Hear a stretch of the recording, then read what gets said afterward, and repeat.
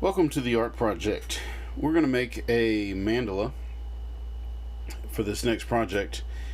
Mandala is a simple line design, usually in the shape of a circle or a square, sort of like this.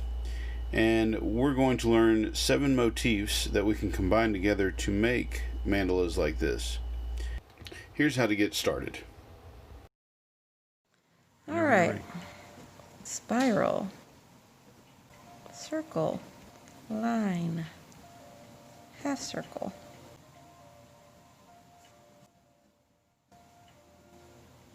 zigzag, my favorite, S-curve. Okay, so these are just basic motifs, basic marks. You can find them, throughout human history, things that we use to create alphabets, we use them to create numbers. We combine these basic marks in different ways. Most of them, they're just line. We have circle, which is a shape, but they're just variations on a line. Now, if we take these basic motifs, we can stylize them. For instance, we can take the spiral, we can make it more square.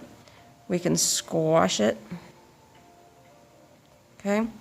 These are still the same basic thing, it's just been stylized a little bit. The circle, we can squash it, we can flip it into an oval, we can make dots. Okay, those are just little circles. Of course, line, we can change the direction. We can make some of them thick, some of them thin. You can create endless amounts of things with line, obviously.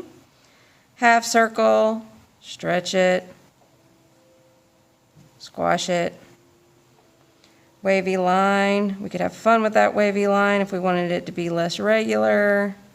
We could flip it on its end, and it's still a wavy line. Okay? Zigzag, same basic thing. You can make it a little less regular. You can flip it upright. S-curve is my favorite. You can do endless amounts of things with it. We can repeat it, and we get that fun little wave pattern. We can go upright with it and repeat. We get nice little petal shapes. But basically, you can use any of these motifs and combine them to create visual patterns. If I want to make a band of pattern, I can choose any of these and combine them to make that happen. We want our bands of pattern to be interesting, line, but we want them to repeat. Okay, so we want to create a sense of visual rhythm. Now, to keep it interesting, we want to change them up, not just use two or the same thing over and over. So what else can I add to this? I could add another line. I could add half circles. 1, 2, 3. 1, 2, 3. I'm going to try to keep it consistent visually so we keep our rhythm. I could add a dot. You just want to add on until you get an interesting pattern happening. Half circle, zigzag, half circle. So count it out, space it out, find what you can add to make them visually interesting, because that's what we're trying to do here, visual interest. Repetition is key. Okay, what about variety? Okay, we have variety in this one. Okay, choosing different things.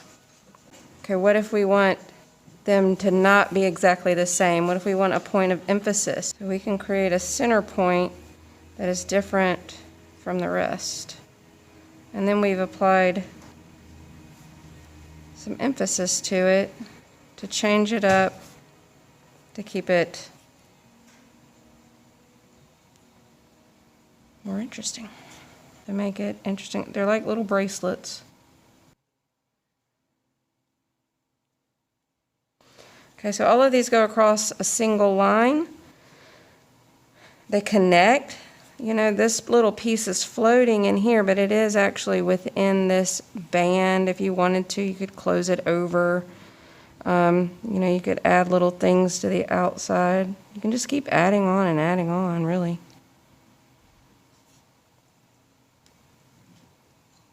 Now that you know how to do the patterns, we're going to make the mandala. First, I found the center of the drawing paper by making an X from corner to corner and locating the center. I taped it down to keep it from moving while I made the circles. I made a compass from a piece of poster board. I punched a hole in one end of it with a thumbtack and then several holes along the length of it for the circles. I put the pencil in each hole one at a time and made a circle all the way around the paper. If there was any holes that the pencil wouldn't fit through, I stuck the pencil through it a little bit before I tried to draw the circle. In the middle, I'm holding a thumbtack, and that's what the piece of paper is going around. It takes a little practice, but you should be able to do it without too much trouble. Then I did a border around the paper, a 1/2 inch border. I measured a 1/2 inch twice and then connected those dots.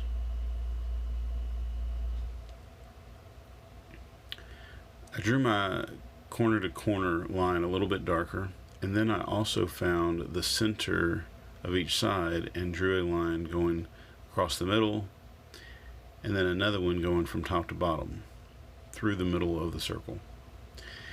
Then I started drawing my mandala. At first I dived right in with a Sharpie pen. Then I decided I needed to be a little bit more cautious and do it first in pencil in case I decided to change my mind.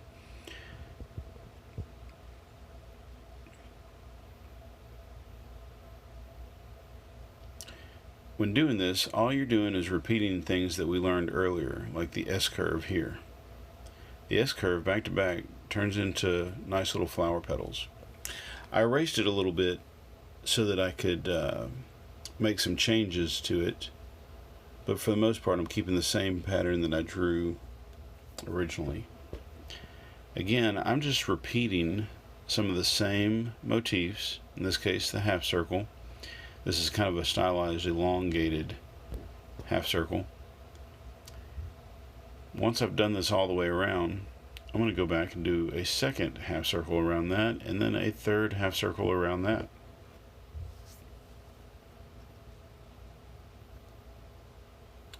Then a third one, and then finally I'm going to do the S-curve again in order to create more of a petal looking motif. By the time I got to this part, I noticed how they were connecting to the pieces in the middle, so I started drawing the pieces in the middle a little bit more defined. Originally I had erased those lightly so I could still see them. I had circles, so I traced or repeated the circles, and then I figured out a way to create sort of the opposite of the circles that I had by a half circle on the bottom and a half circle on the top, and I noticed that also connected to the petals. All of this stuff that I'm doing, I'm sort of learning as I'm going. It's not like I knew how this whole thing was going to turn out from the very beginning. I'm making up everything as I go along, and I'm only using the motifs to do this. Half circles, circles, S-curves, spirals, and so on. Now, once I got this far, I got to thinking about how, I don't know, kind of girly this is, and I wanted to soup it up a little bit with some skulls. Now, when I do these skulls, keep in mind, I am still using circles, half circles, real simple, stylized, abstracted lines, and motifs to create these skulls. I did eventually go and grab a skull that I could look at so I could get a little bit better definition. You see that I erase things from time to time because I make mistakes and I want to try and make it a little bit better. But I'm still just using basic circles, half circles, and so on.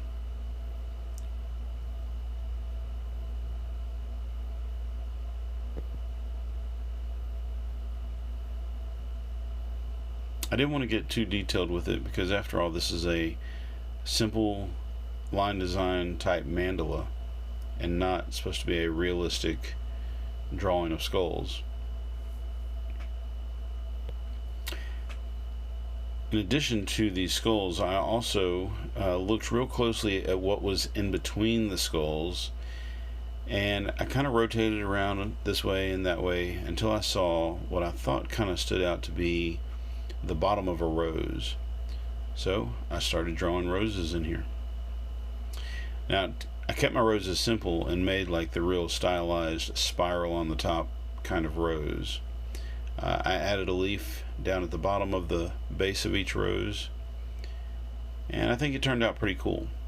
Now I haven't finished. This is part 1 of the video. I'm going to probably do a part 2, and I might even do a part 3 with color. So come back, look for more.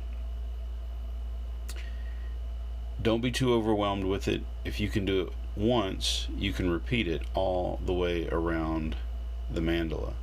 So keep everything simple, do one little piece at a time. If you can do it once, you can repeat it all the way around. If you repeat it all the way around, it's going to look interesting. Alright, that's it for the beginning. Go get started.